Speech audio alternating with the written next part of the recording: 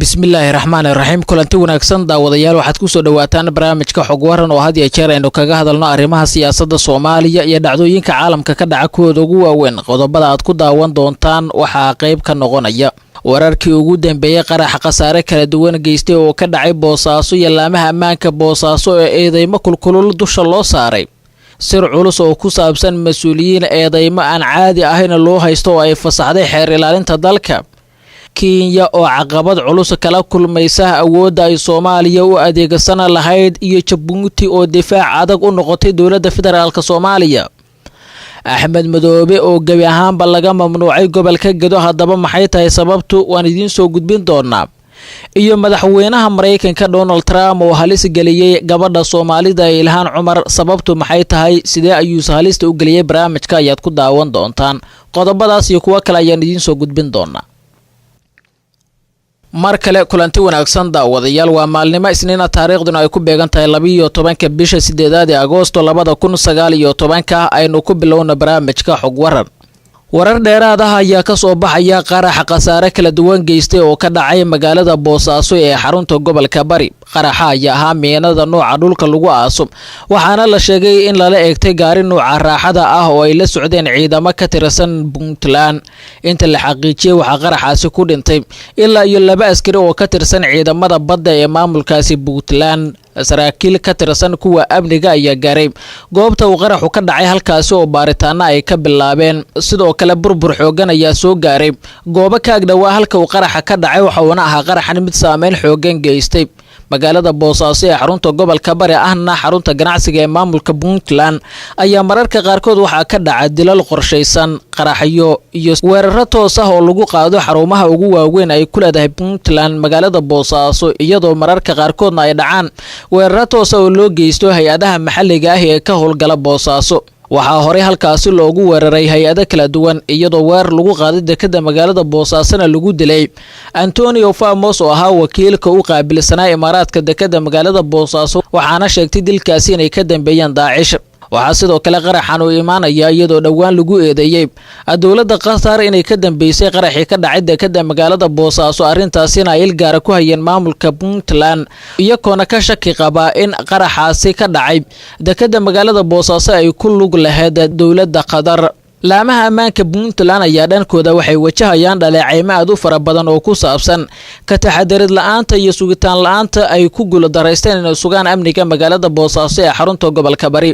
madaxweynaha Puntland Siciid Cabdullaahi Deni hore waxa uu sheegay inay awood saari doonaan sidii loo sugi lahaa amniga magaalada Boosaaso ee xarunta gobolka Bari haasaatee dilalka qorsheysan ee ka dhaca qaraxyada iyo weerarada ayaa waxay yihiin kuwa soo laabtay ayna maaro u leedahay markan Puntland qaybihii hore ee barnaamijka xog waran ayaa daawanaysaan xeer ilaalinta Soomaaliya ayaa fasaxday ugu yaraan 8 qof oo mas'uuliyiin ah kuwaasi oo ku eedeysnaa dambiyo iskugu jira dil wadareed iyo barakac dadweyne dadkani ayaa dhamaantood ahaa mas'uuliyiin xilal ka haya maamulka Jubbaland saameyn siyaasadeed iyo mid amni oo culusna ku leh deegaanada maamulkaasi gaar ahaan gobolka Gedo xubnaha ayaa waxaa ka mid ah wasiirka amniga ee maamulka Jubbaland taliyaha ciidamada nisa ee maamulka Jubbaland u qaabilsan gobolka Gedo gudoomiyihii hore ee degmada Balad Xaawo mas'uul ka tirsan qaybta amniga ee degmada Doolow iyo dhowr qof oo kale liiska dadkani ayaa waxaa loo gudbiyay hay'adaha u dooda xuquuqda aadanaha iyo qaramada midoobay sida ay sheegeen mas'uuliyiin ka tirsan hay'adaha maxalliga ah ee ka shaqeeya gobolka mas'uuliyiintani ku eedeysan tacadiyada ka dhacay gobolka Gedo ayaa dacwada ka dhan ah laga furay magaalada Muqdisho markii madaxweyne dalka uu ka ahaa Xasan Sheekh Maxamuud balse tan iyo markaasi marna ma aysan imaanin maxkamadda iyadoo sidoo kale garsoorka Soomaaliya aysan u yeerin mas'uuliyiintaasi la soo eedeeyay sargaal sare oo ku sugan magaalada Nairobi ee xarunta dalka Kenya kana tirsan hay'adda Faanole ee ka shaqeysa gobolada Jubbooyinka ayaa waxa uu xaqiijiyay in xeer ilaalinta Soomaaliya ay fasaxday dadkani 8 qof ah ee ku eedeysan dil wadareedka iyo barakicinta dadka shacabka dilalka ugu badan ayaa ka dhacay gobolka Gedo ee Soomaaliya waxaana ugu sii daranaa degmooyinka Doolow Balad Xaawo Luuq iyo Baardheere halka qaar kalena ay ka dhaceen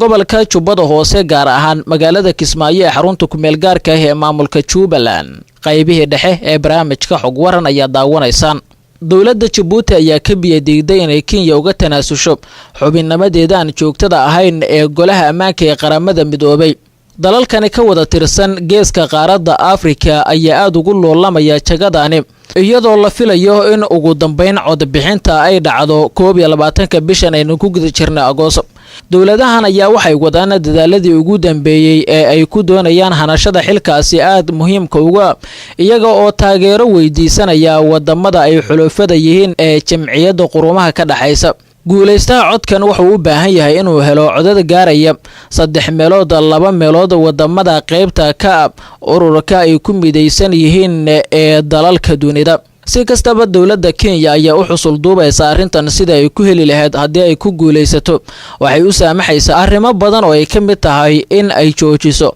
dacwadda taalla maxkamadda cadaaladda ee ICJ ayna suuqa madow ku qaadato badda Soomaaliya, taasi oo awood u siinayo kursigan in ay laasho dacwadda taalla maxkamadda cadaaladda ee ICJ. Jabuuti oo dhankeeda u hiilinaysa Soomaaliya ayaa gabi ahaanba ka soo horjeeda inay dhacdo arrintaasi, waxaana arrintan Jabuuti ay ku gacna adeegaysa ay tahay mid Soomaaliya ay ugu garabaynayso maadaama Kenya haddii ay ku guulaysato arrintaasi ay caqabado badan iyo culaysyo badan soo saarayso. dowladda Soomaaliya ay ku marinasan yihiin badda xadka ay wadaagaan labada dal oo ay doonayso dowladda Kenya inay gacan marooqsi ku qaadato walaac badan ay ka qabto dacwadda taalla maxkamadda cadaaladda ee ICJ oo sida saadaasha ugu badan tahay haddii sida ay wax ku socdaan ay u dhacdo in maxkamadda mar kale la dhageysto ay ku guulaysan karto Soomaaliya. dowladda Kenya oo hore u sheegtay inaysan ku qanacsanayn natiijada ka soo baxda maxkamadda cadaaladda ee ICJ dacwadda taalla ee badda Soomaaliya iyo Kenya ay ku muransan yihiin ayaa markan wada kasta u maraysa sidii ay gacanta ugu dhigi lahayd baddaasi kursigan ay u xusul duubayso, balse ay ka hortaagan tahay Jabuuti. haddii ay gacanta ku dhigtana waxay u noqonaysaa fursad ay u soo marayso in dacwaddaasi ay laasho isla markaasina ay wadamada caalamka xoogga ku saarto in arrintan haddii maxkamadda ay xukunato ay dhalin karto carqalada dhinaca amniga ah oo caalamka oo dhan kala gaarta gaar ahaan dalalka geeska Afrika. xog waran ayaa daawanaysaan. wararka laga helayo magaalada Garbaharey ee xarunta gobolka Gado ayaa sheegaya in mas'uuliyiinta maamulkaasi, saraakiisha ciidamada iyo dadweynaha magaaladaasi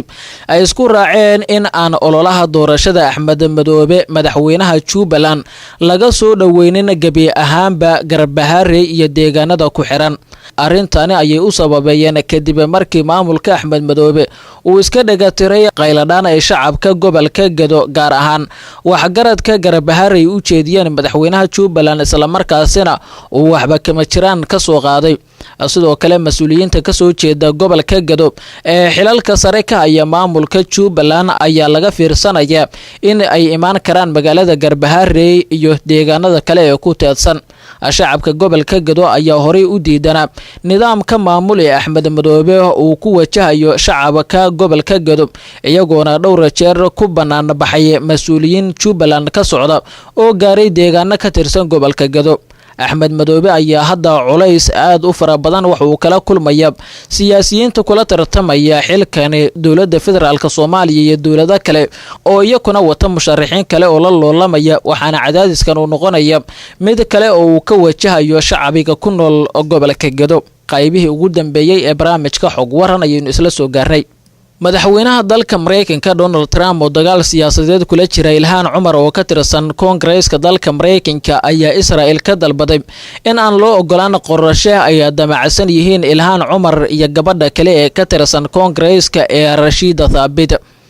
Trump ayaa ugu baaqay ra'iisul wasaaraha Israel Benjamin Netanyahu in uusan qaabilin Ilhaan Cumar iyo Rashida Thabit oo qorsheynaya in ay bishan booqasho ku tagaan magaalada Qudus ee dhulka reer Falastiin. madaxweynaha dalka Mareykanka ayaa shaaciyay in Ilhaan iyo Rashida labaduba ay ka mid yihiin cadowga Israel sida uu hadalka u dhigay. sidoo kale waxa uu ku eedeeyay in had iyo jeer ay ka shaqeynayaan arrimo ka dhan ah jiritaanka Israel. ugu dambeyntii Trump ayaa kula taliyay Benjamin Netanyahu in labada nixle dhiban laga mamnuuco guud ahaanba dhulka Israel.